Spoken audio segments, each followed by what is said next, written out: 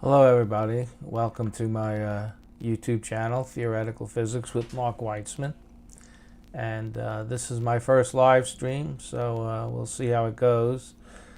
Please feel free to chat and ask questions and let me know about any technical problems or any substantive questions that you may have. Okay, it says 2 streams. Okay, alright, click on the live one.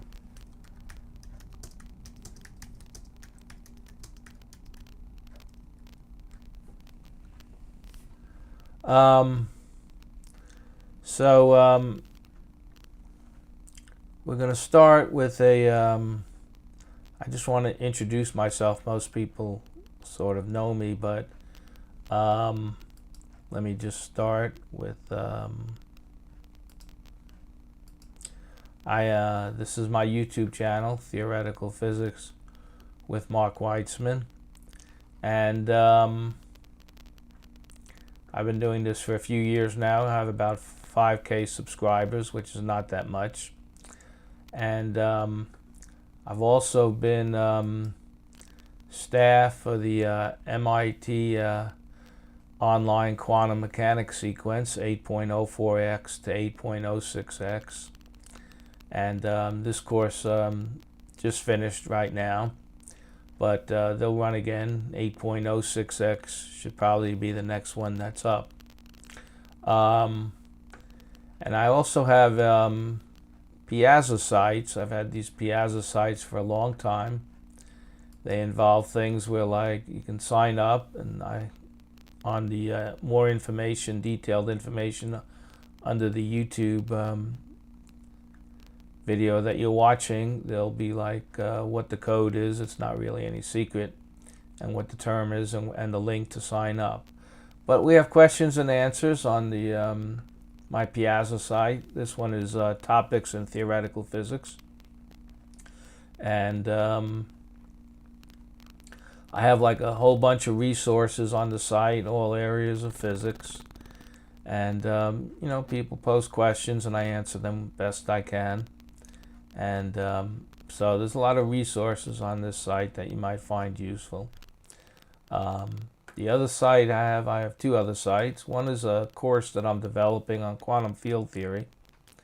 I have it's going really slowly, but I hope to pick it up this year. I have about 9 lessons, and I also have a bunch of other videos on specific textbooks and everything, and notes and quantum field theory resources. And then this new other site is the one that I'm going to use for this course, Group Theory in Physics. I started a few days ago. And so I've made some videos already. Group Theory in Physics version 2, I've done about 4 videos. And then Symmetry and Group Theory in Physics, I did about 6 videos. And I have notes on selected group theory textbooks. For instance, I've got about 100 pages of notes on this old book by Schensted. It's very good. And these are my latex notes on it. I have about 100. I've covered the first 100 pages of the books.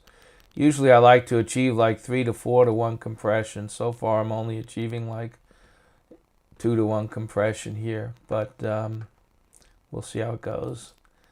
And this is the main book that I'm going to use for the course. 3 books actually I'll use. It's the course. I have this on my website, and it's got about, as you can see, there's a lot of handwritten stuff. The equations were handwritten. I'll show you some more. These are the errata.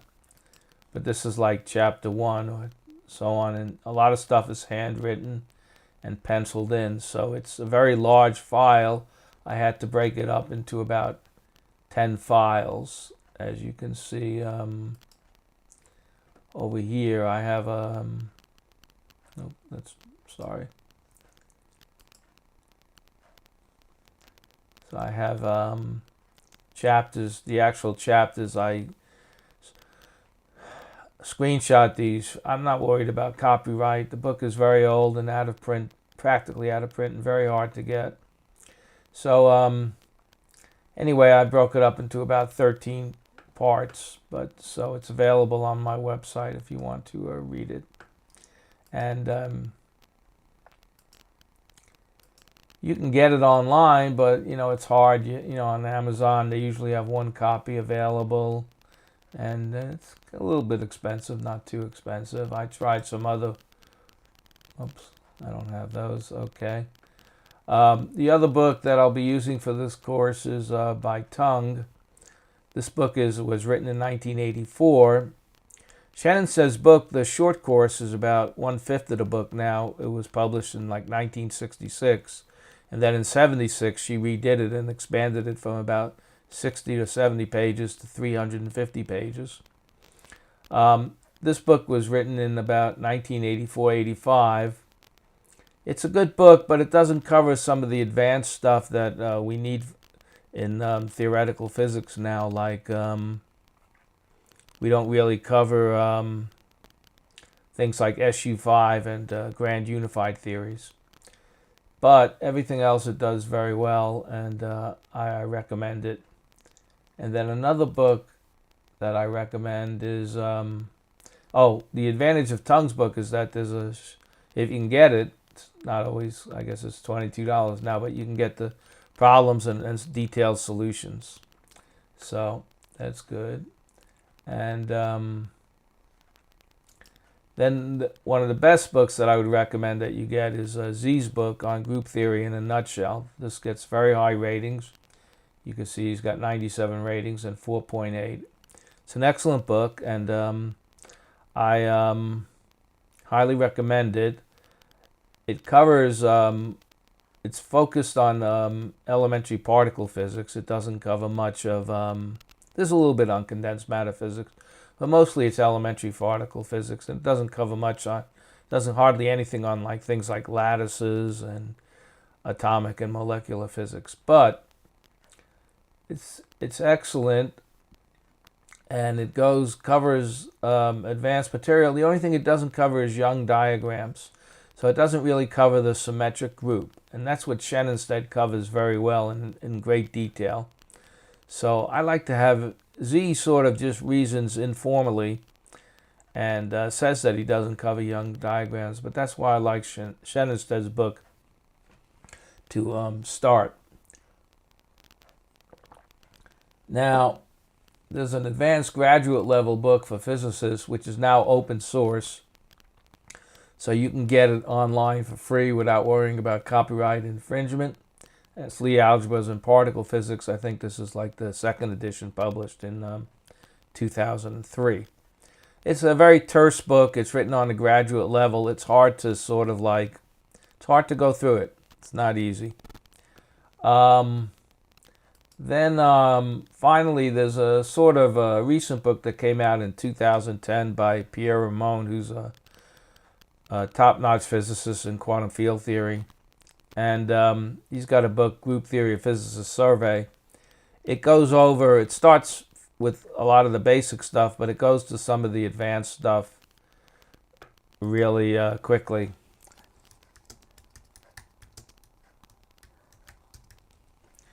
So, but it has things on stuff that I don't know that's used in like string theory and all kinds of new stuff that are beyond the traditional things. So let me just start with a quick outline of what I want to do. I've talked about myself. As I mentioned, I have 3 sites on Piazza. This course, all material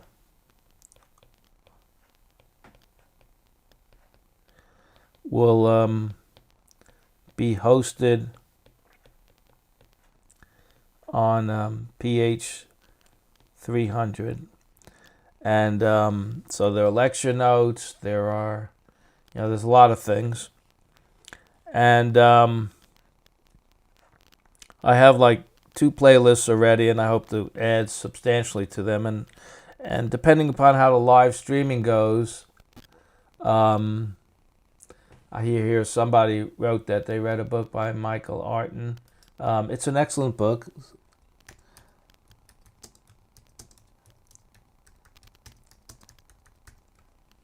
And I believe it's also available online for free. Search for it, Michael Arton's book. The main thing about group theory in physics is that, this is a funny thing to say, but it's not so much about groups as it is about group representations. So, as you might remember,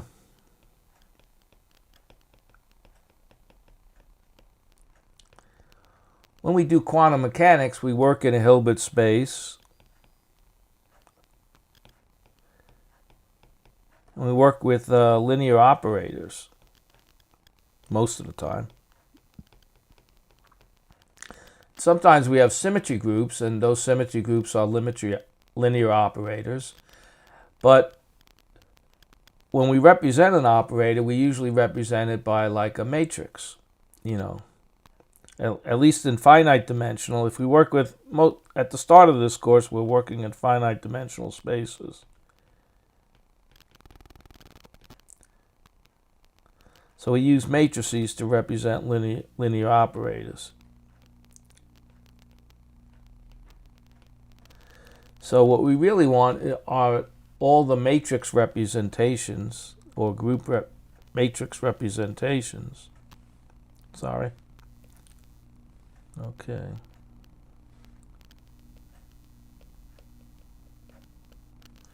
Representations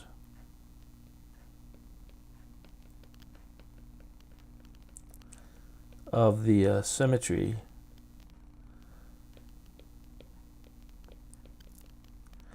operators.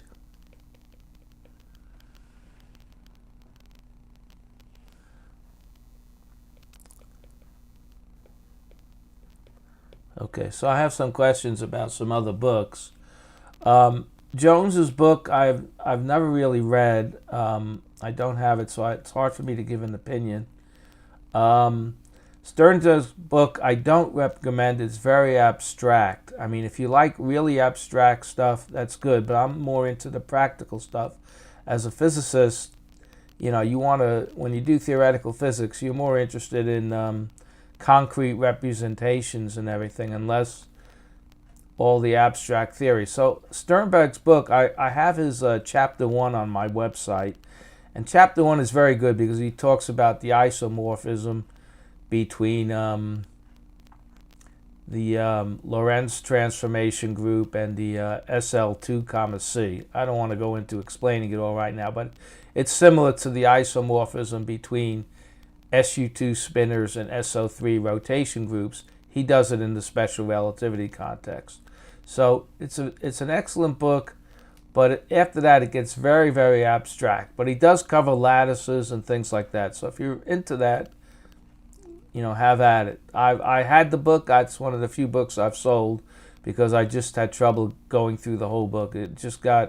He goes back and forth and so on. So I don't recommend Sternberg. I think you'll be much better off with Z or Tung. So going back, we want matrix representations of the symmetry operators of the group. Now at first you might say, why? Why is this so important? My software is always, I don't know why it freezes or it doesn't freeze. So the key thing we want here is, like, when you have a quantum mechanics, we have angular momentum. I don't know why it won't scroll. Just stop scrolling. It's amazing.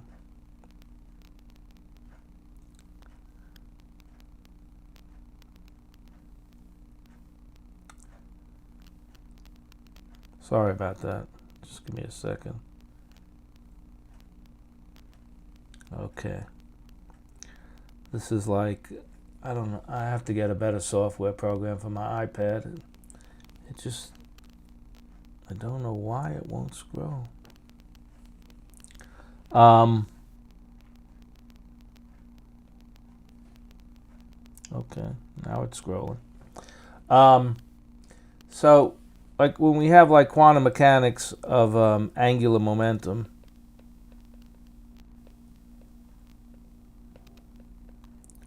as you know, we have things like scalars,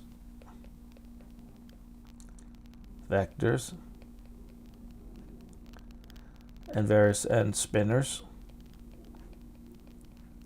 So if we have the spin 1/2 representation, now this is an infinite group, and we'll get to infinite groups later, but we have two components, or 2 degrees of freedom. If we have a spin 1 thing, sorry, that should be there. A spin 0, we have 1 component, obviously. A spinor, we have 2 components. A vector, we have 3 components. And if we have like spin 3/2, we'll have 4 components. Spin 2, we'll have like 5 components. So this is an example of where the key thing that group theory enables you to do is we get representations of the group, and okay, I'm not sure what you mean by for this other screen. Okay, so when we have representations of the group, we have different degrees of freedom, and that's what we need in particle physics. You know, we have things like spinors, which have 2 components or 4 components when we get relativistic, or if we go into higher dimensions, we get more components, and all these things need different group representations to manipulate them and to do calculations. So that's sort of why we need group representations and matrix representations of group operators. So as I said, in describing the books, one of the most important groups, you know, we're interested in groups like the general linear group in n dimensions, and then we're also interested in the unitary group in n dimensions. Then we're also interested in special unitary groups in n dimensions, and the orthogonal groups in n dimensions. We have these groups, we have various representations and everything. It turns out the theory of the representations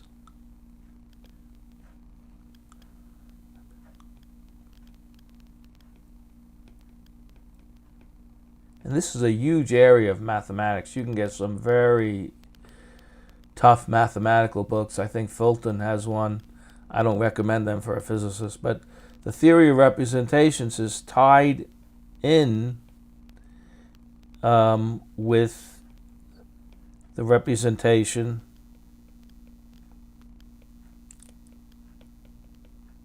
of the symmetric group.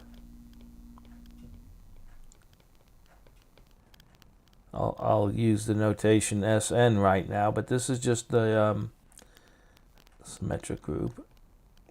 This is just the permutation group on n objects.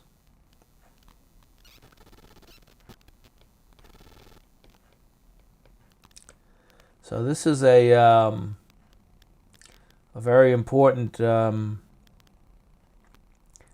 thing. What happens is the linear representations and these permutations, sort of what are called the tensor representations, they commute. And it's a very interesting theory, and it leads to things like Young diagrams,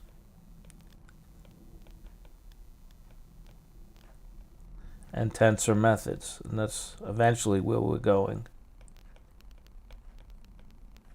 But I'm going to start the first few lessons. There's a beautiful theory on finite groups. It's very self-contained, and it involves things like invariant subspaces, reducible, and irreducible representations,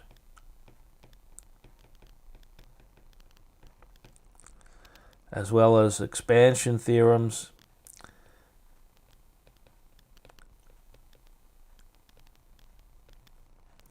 and orthogonality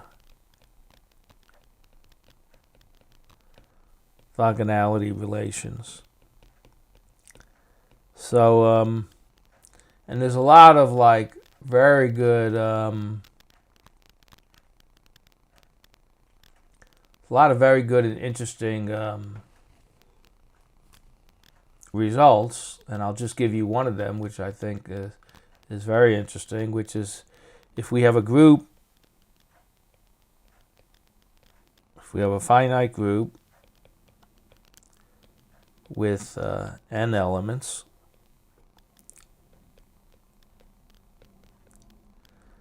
then if we take the dimensions, if I call lambda I the dimension of the ith irreducible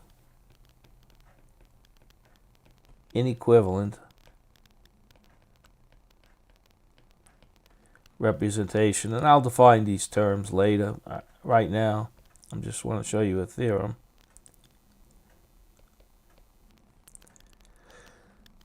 Then it turns out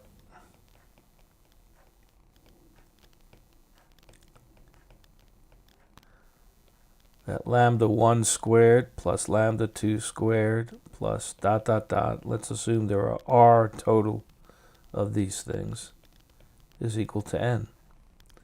So that's a very interesting relationship. And to give you an example of where it applies, so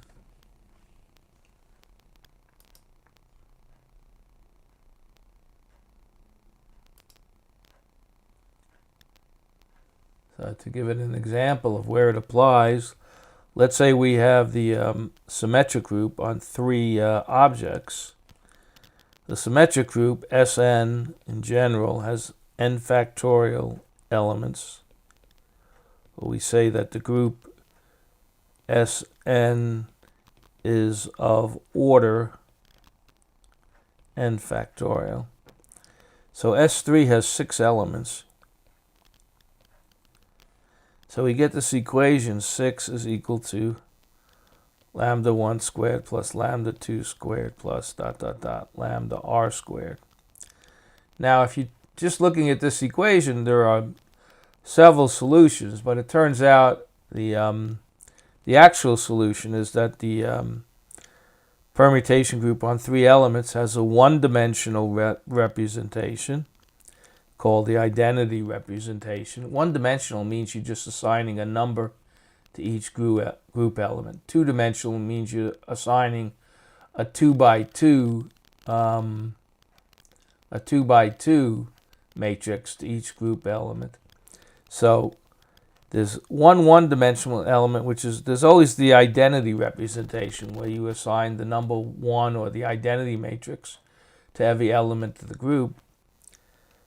And then there's also another one-dimensional representation where every even permutation goes to 1. I'll write down here, even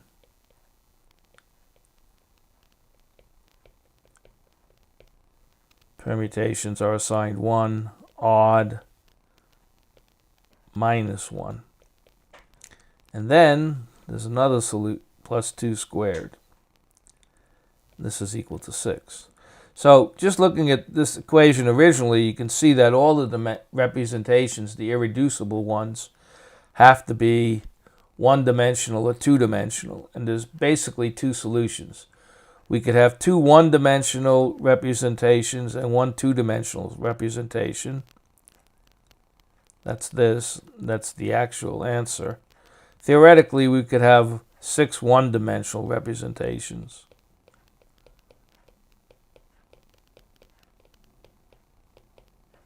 This doesn't occur, and the reason why it doesn't occur is kind of obvious. This permutation group on 3 elements is a non-abelian group.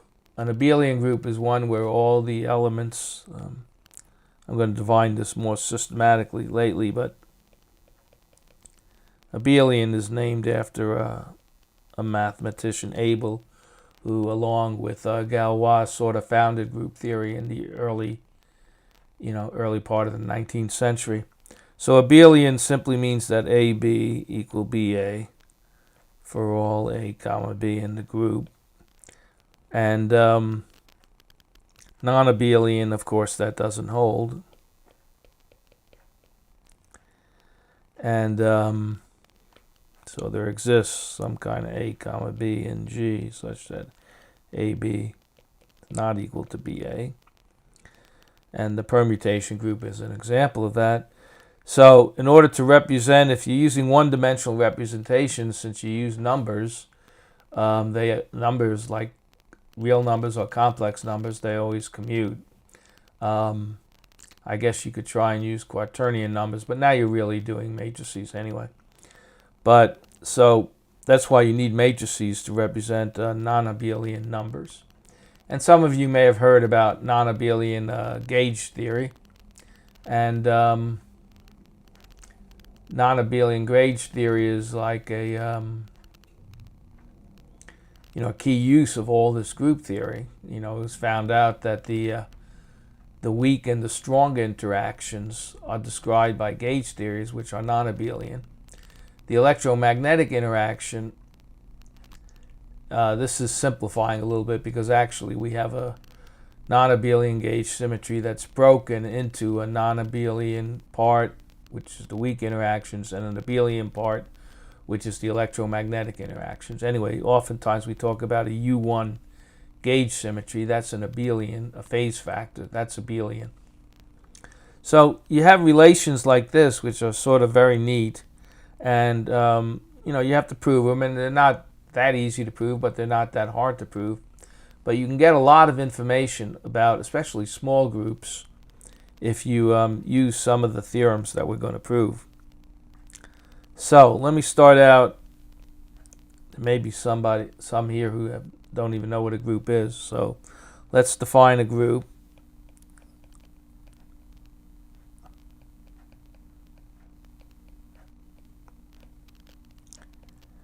So we have a set like G is equal to a set of, let's call them elements, G such that G is, this is sort of like circular, but okay. And we have a binary relationship on the groups. I'll call it O from composite, let's say. Oh, let's use times.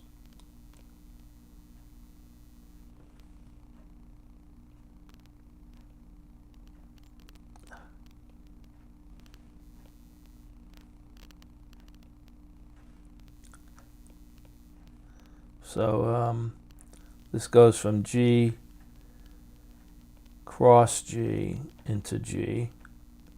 It's a binary relation which satisfies,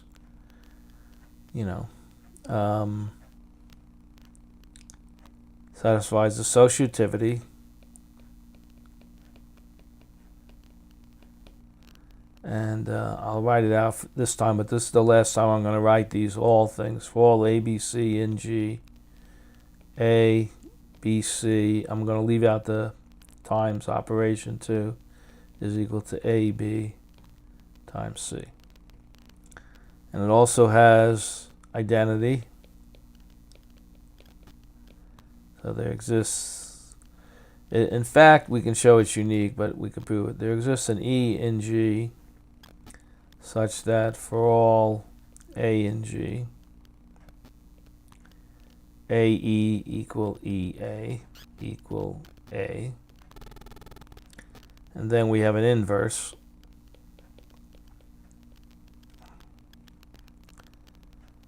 For all A and G, there exists a B and G such that AB equal BA equal E. E is the identity element of the group. So this is all that's required to define a group. It's sort of like, there are things like semigroups and everything, but it's sort of like a minimal mathematical it's a minimum mathematical object, let's say, very general. And the key thing is that groups not necessarily commutative.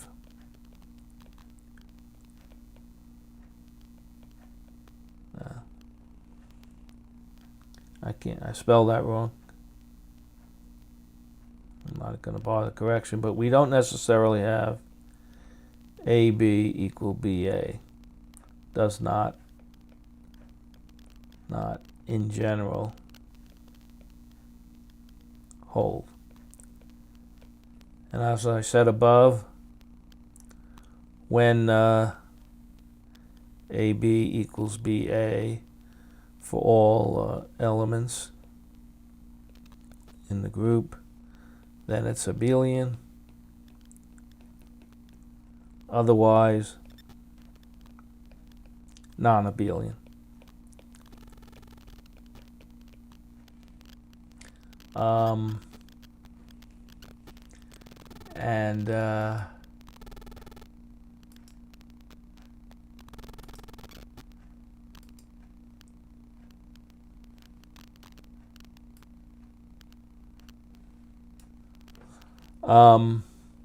So those are, we have our group definitions. I'll just do some terminology. There's a lot of terminology and symbols that you need to learn when you do group theory. So order, this is the number of elements.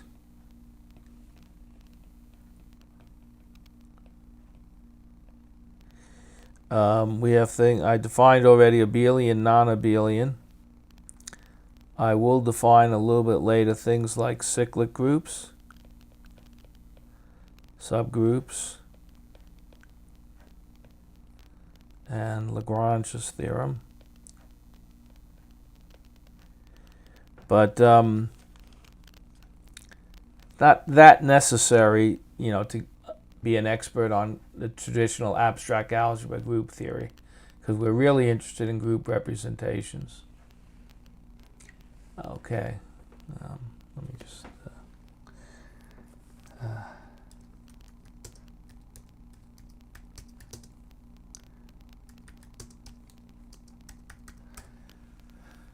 so the next thing I want to do is talk about a group multiplication table.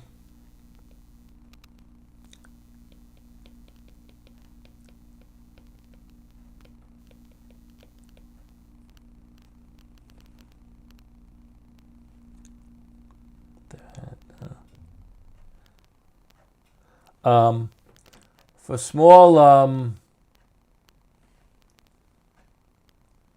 small groups, this is the easiest way to describe the group. And what you usually do is you just have a table and you list the elements, like usually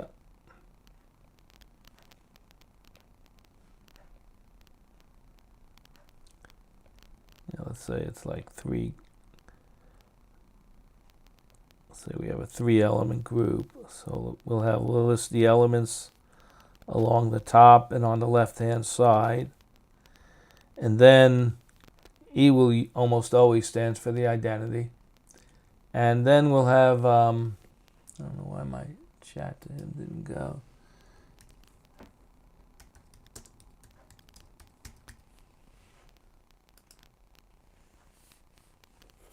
So then you fill in, like E, we know this is, the identity is always going to be like, this is the easy row to fill in. And then we might have some group like A squared equal E, B squared equal E, This is going to be B. Nope, I'm sorry. It's going to be A, and it's going to be B. So sometimes this will be how a group is presented. We'll just, there are better ways, but for small groups, let's say 6 elements or less, sometimes we do it this way. Now the thing is one thing that has to happen, it's very easy for you to check using some simple, very simple algebra. I won't go over it here, but every row must contain every element of the group. It could be in a different order. Like for the identity, it's EAB. That's the order of the elements. But it could be like AE. I've done this wrong. EAB. Okay. A squared E, B squared E, AB. Okay. I'm doing this. I'm not used to doing the 3-element group. I don't know why. So this would be something like E, A squared, which is equal to B. This is the cyclic group with 3 elements. There's only one group with 3 elements. And so we have, so I don't have this. I was thinking of the 4 group. Now let me start over again. Sorry about that.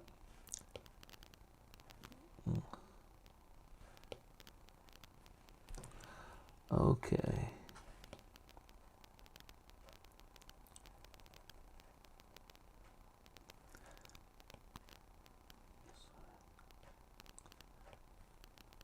I'm going to do the 4-element group. Less, a little more interesting. E, A, B, C. E, A, B, C.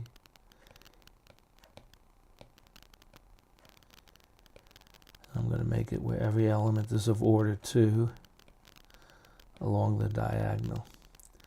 Now AB, it can't be A because B is not the identity. It can't be B because we could then A would be the identity. So it's got to be either E or C. E is already there, so it's got to be C.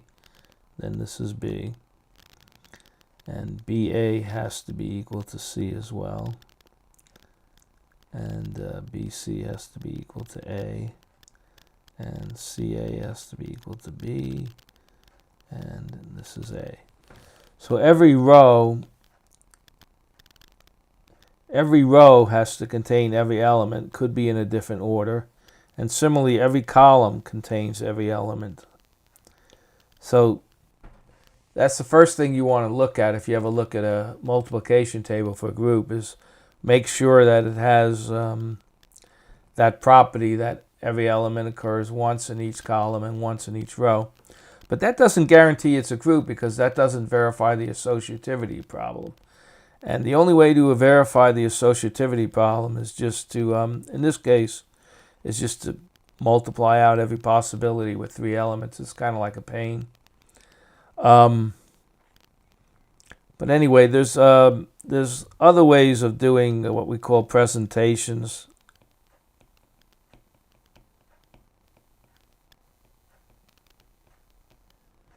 Of groups, you know, for instance, if we have like the 3-element cyclic group, I'll explain that in a minute. We can just define our elements as E, A, and A squared. And then we need one more relationship, which is that A cubed equal E. So sometimes we just give like some relationships among the elements of the groups. So here we would have EABC, and then E equal A squared equal B squared equal C squared. I think that's all you need to really define the 4-element group. This is not the cyclic group with 4 elements. This is the Klein group, or the V. It's called the V or Klein 4 group.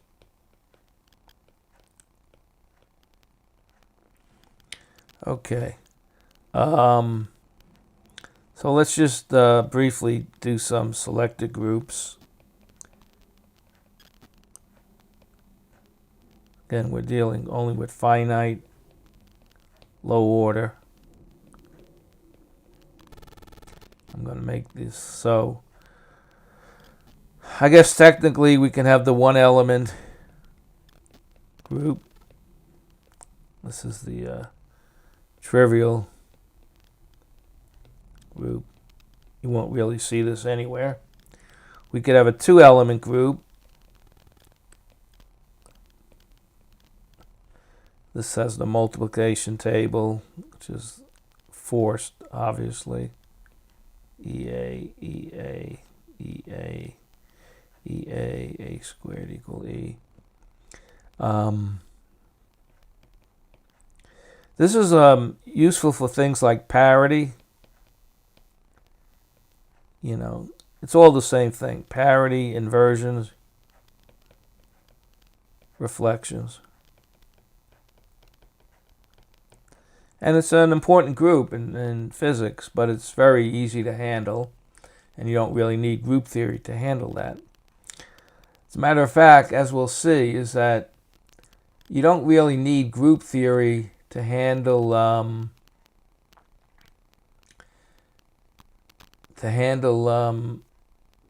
abelian groups. I mean, for the most part, you really want non-abelian groups. That's where you need matrices, and that's where group theory and group representations gets very interesting. But in Fourier analysis, for instance, you have, this is like a cyclic group on n elements. If you have like a finite Fourier analysis, then all the representations are like abelian, and there are n of them. Okay, then we have the three element group, which we call C3. I guess this one we would call C2. This one we call C1. This is E, A, B equal to A squared, and AB equal to A cubed equal to E. So this is just a cyclic group on three elements. You could think of it as like simply as a complex numbers, like 1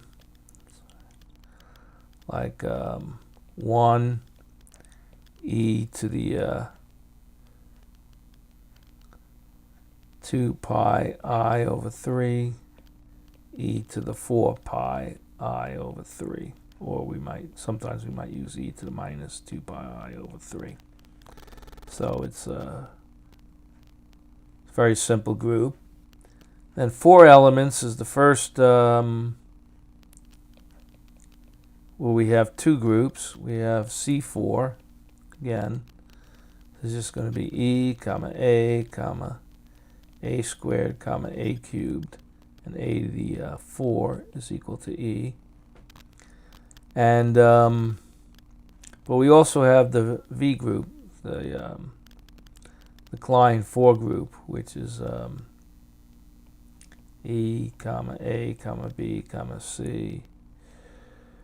E equal to A squared equal B squared equal C squared. The 5 element group, 5 elements. This is the C5 group. And again, it's the same thing as before. This pattern continues.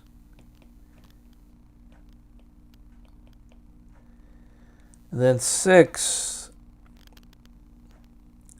is the first group. By the way, every group of prime order, you might notice if it's got like 5 elements or 7 elements, it's going to be a cyclic group. 6 elements, we have the cyclic group, C6. But we also have the dihedral group, which I'll explain in a second, D3. And this is also the same group as S3, the permutation group on 3 elements. So let's just do the when we have a dihedral group, This is a group of like symmetries of the triangle in the plane. We can rotate. We have the identity element. We can rotate by 120 degrees, or 2 pi over 3. And we can rotate by 4 pi over 3. Think of this as an equilateral triangle. And then we can also reflect, I'll call it sigma. We can reflect in the medians. I know I'm not drawing this that well, but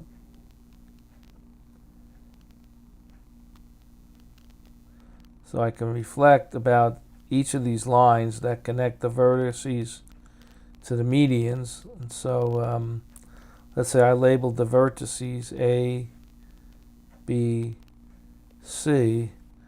I can reflect in the sigma C is about the line through the vertex C. And then we have sigma A and sigma B. So that's altogether 6 elements. And this group is non-abelian.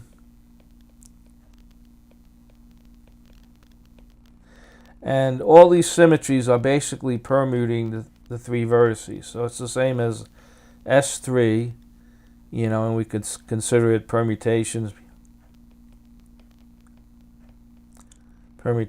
on the set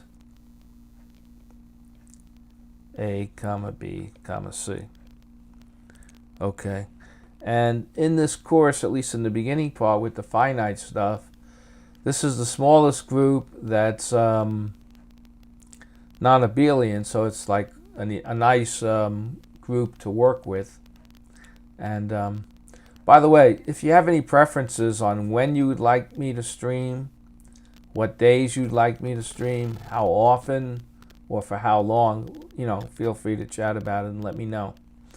Probably I'm going to do twice a week for about an hour each time, but we'll see. So those are our groups. Now let's go back to the 2-element group.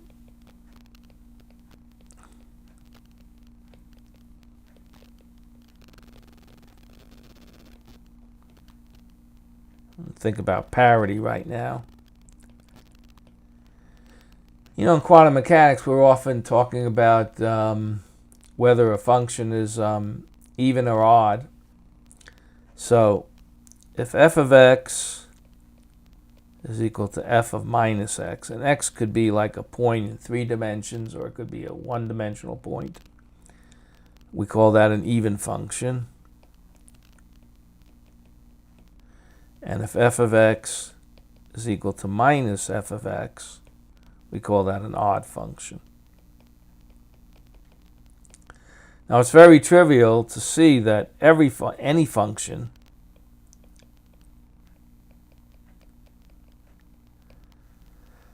can be written as, we say we have a function like g of x. I can write it as g of x plus g of minus x over 2 plus g of x minus g of minus x over 2. Now, this function is even, and this function is odd. So we have a trivial illustration of the expansion theorem.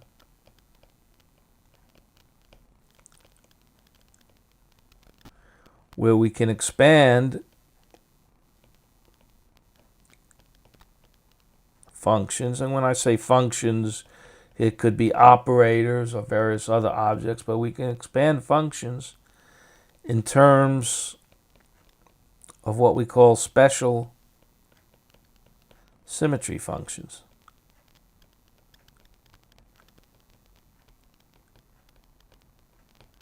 In this case, we have we can expand everything in terms of even functions and odd functions. And if you go back, if you think of acting on it with a group element, you would think of this as like the associated with the identity element because it doesn't change the function. So E f of x is equal to f of x. And then the other one is sort of the inversion element, where I f of x is equal to f of minus x. So these two represent the symmetries, and we can represent the groups in terms of two representations.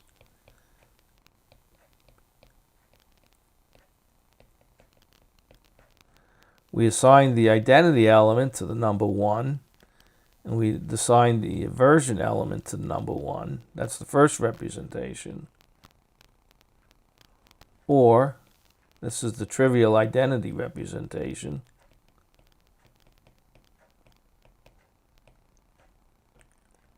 Or we can assign the identity element to 1. The identity element is always going to go to the identity matrix.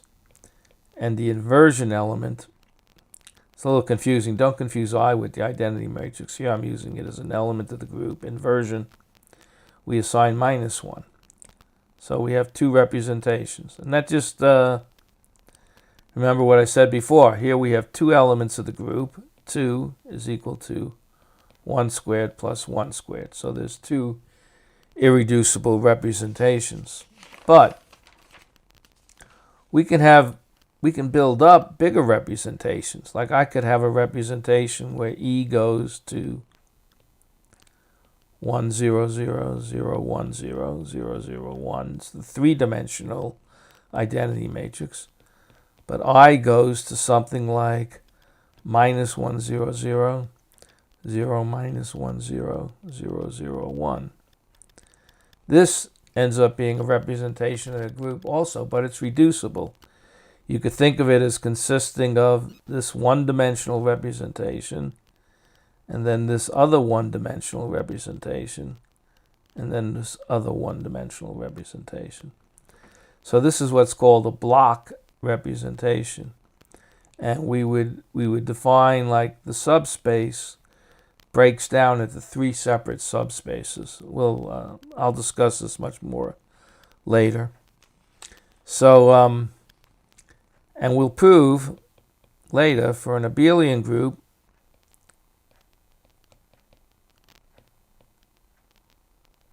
all irreducible. I'm going to use the abbreviation IRR for irreducible, reps for representations, are one-dimensional.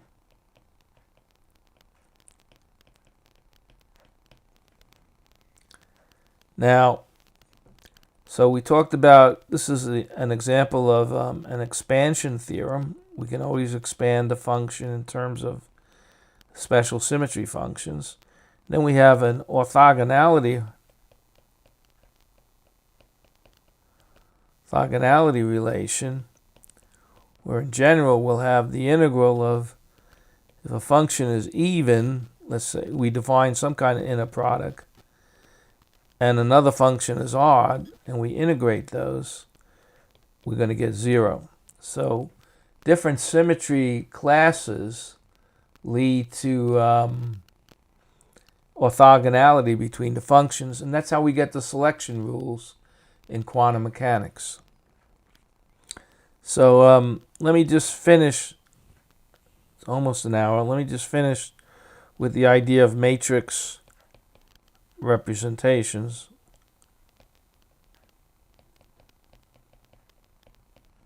Of a group. By the way, most of what I'm doing in these early lectures, I'm following the short course of Schensted, and you can, like, on my Piazza site, you can read it exactly, or you can read my notes. So this just means that for all A comma B in the group, if we assign matrices gamma to each element I of the group. Gamma of I depends on which element of the group we're taking. We have to have that AB equals C. If that's the relationship in the group, then we want gamma of A, gamma of B equal to gamma of C. I'll use a lot of books, and Schensted uses the gamma notation for the representation of the group element. So this implies that. Now, the gammas don't have to be distinct.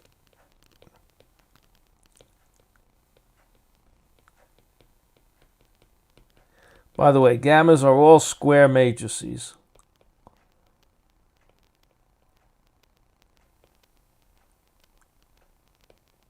Of the same dimension.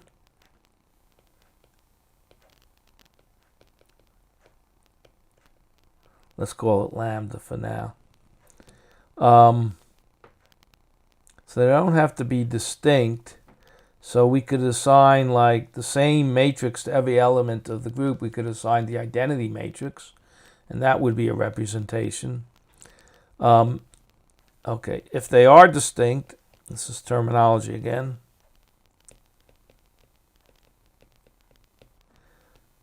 We say that it's a faithful representation. And this comes in, we often have, with the spinors, we have 2-to-1 representations. We'll discuss that later. Now, when we have a matrix representation, we have a vector space. So we have gamma, which is a matrix representation. And we have a vector space S,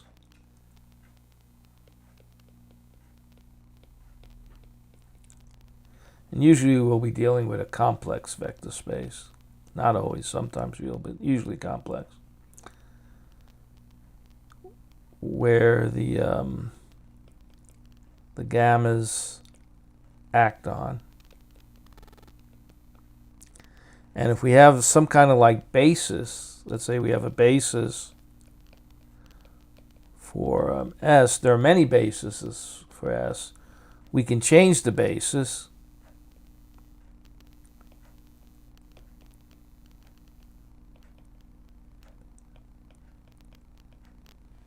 Let's say we have like E1, comma, E2, comma, E lambda. We can change that to like E1 prime, comma, E2 prime, 3 prime, E lambda prime.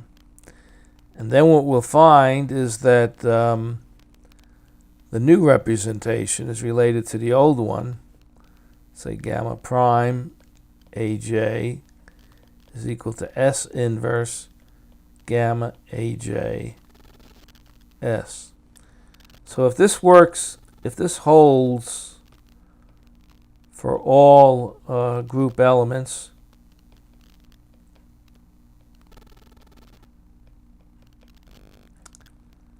then we say that gamma prime is equivalent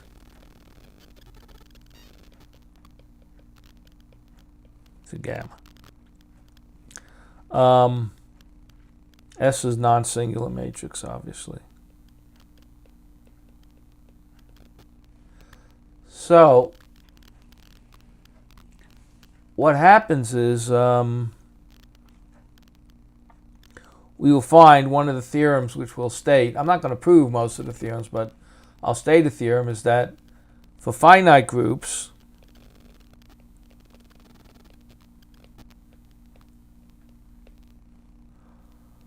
all irreducible reps are equivalent to a unitary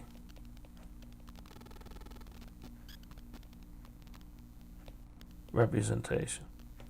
And this comes in handy, especially since we're doing a lot of quantum mechanics here and there.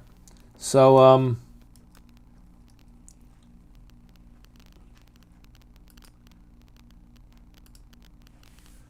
so that's the end of the lecture today. Thank you for watching.